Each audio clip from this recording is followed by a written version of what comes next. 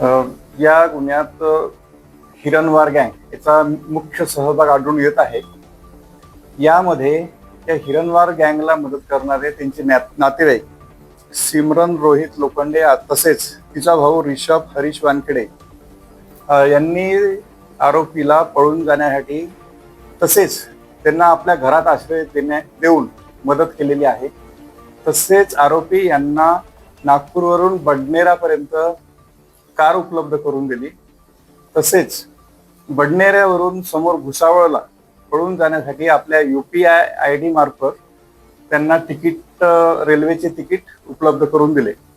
तसेच हे सिमरन रोहित लोखंडे हिने आपल्या UPI ID मधून 10,000 रुपये बाबू हिरणवारच्या साठी ट्रान्सफर केलेले आहेत एका अकाउंटमध्ये.